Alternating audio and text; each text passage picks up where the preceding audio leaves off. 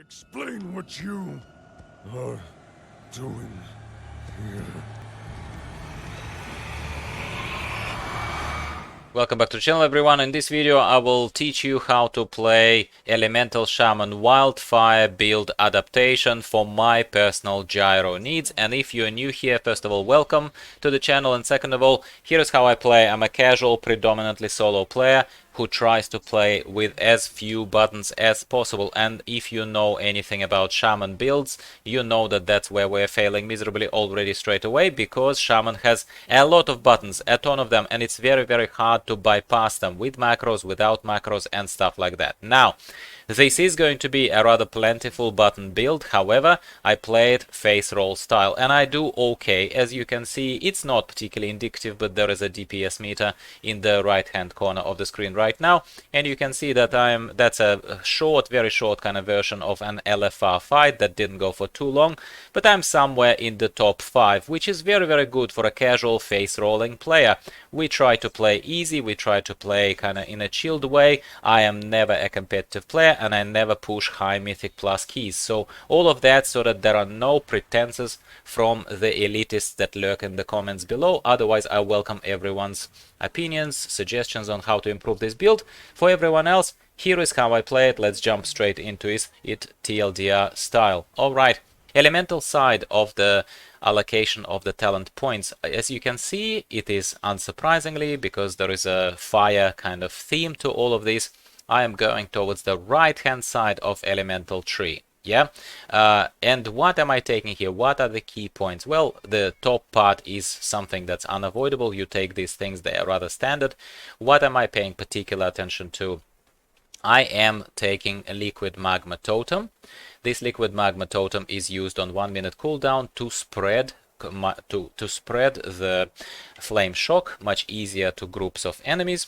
And then when I do that, I support it by Primordial Wave. Primordial Wave does direct damage, applies Flame Shock, and also the next Lava Burst will start hitting all targets affected by Flame Shock. So if the liquid magma totem has applied it to 3 enemies within 9 yards, and then this applies it to the 4th enemy, then as you can imagine, you can suddenly boost this massive AoE criting damage from your Lava Bursts. And Lava Burst is our bread and butter.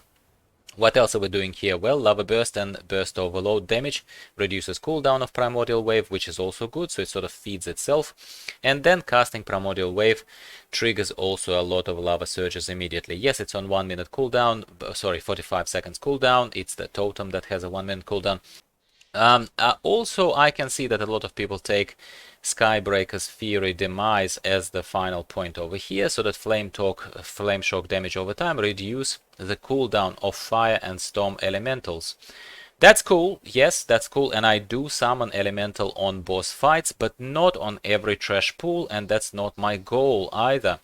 Which is why it's just a playstyle, it's a preference of a playstyle. So I took instead Windspeaker's Lava Resurgence, because this is what, when I cast Earth Shock, which happens pretty much all the time, or Earthquake, which I do as well, I gain Lava Surge and increase the damage of the next Lava Burst by 10%. Somehow this choice, however, maybe unorthodox, whatever you want to call it, it does work much better for me, and I encourage you to give it a shot, give it a try, or maybe just hopefully politely critique it and tell me exactly what I'm missing. Now, on the left hand side, in the core Shaman points, I invested, as you can see, quite a bit sort of spread out, and I did not go far deep into reallocation of totems, totemic recall. Some people take totemic surge, they reduce cooldown of the totems. Yep, that's cool, that's cool. So a lot of people would take that instead of some things on the left here, such as the surging shields. But this is kind of how I play, and I think that that is fine for me, for my purposes. It's a little more spread out, this build, and I took things such as the double shields. I like, because I play solo, I like to keep also Earth Shield on myself, as well as the Lightning Shield when I'm running around. Yeah, that's just how I play. Some people would not care about this bit, they would not take this, they would go heavy a little bit more offensively, expecting everything to happen, sort of your healer takes care of you in the group and so on and so forth. For me, I kind of need to have this all-rounded build. It's not specifically, say, Mythic Plus build, especially for an established group. It's not, far from it. What do I like about it? Once again, well, it's something different. Like, that's what I like about it. Is it my favorite DPS to DPS with? No, I will not lie to you and I will not say that. It is not the favorite DPS. Is it the easiest face roll DPS? Once again, no. I think that even on Dracthea Devastator, I achieve sort of similar ballpark DPS, unbuffed, and reliant on myself and on my kind of limited skill, I suppose. But at the same time, Shaman is fun, and if you saw some of my previous videos, and if you haven't, you might want to watch those, where I talked about the easiest way to level an alt in Dragonflight, and it's very easy to do as specifically a Restoration Shaman, because Restoration Shamans, they are semi-passive healers. They are relying very heavily on Riptide, very heavily on Totems, and very heavily on Earth Shield, which kind of makes it a super appealing, very easy class and spec to level with. But then you sort of, like, let's say you level the Shaman as a resto, but you kind of don't feel like healing. Well, what are you gonna do? Well, this video hopefully finally gives you a little bit of an other outlet, which is a very fun outlet. I like the play of this. And yeah, that's the reason to play a Shaman as an Elementalist. I think it's safer than being in melee range of Enhancement Shaman. I think it's fun with all the flashy things. I do love how impactful they implemented the lava burst, boom, all that kind of stuff.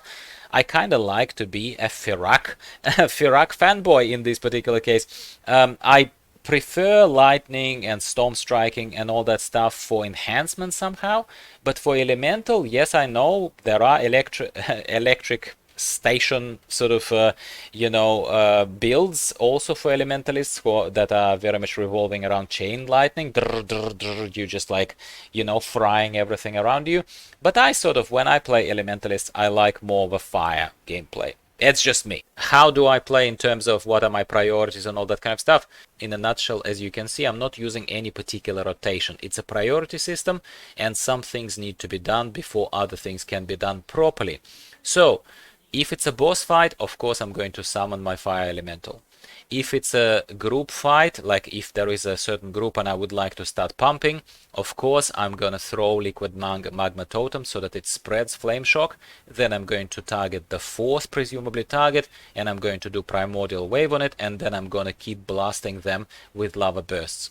Primary thing beyond this kind of these fundamental things, primary thing is to keep the flame shock on your target, on the primary target, or if you would like to tag several targets with flame shocks, I'm not going to stop you. It's the whole 18 seconds that it's active on every target, so you can tab flame shock, tab flame shock, tab flame shock, which is also going to allow for your lava burst to spread better after the primordial wave.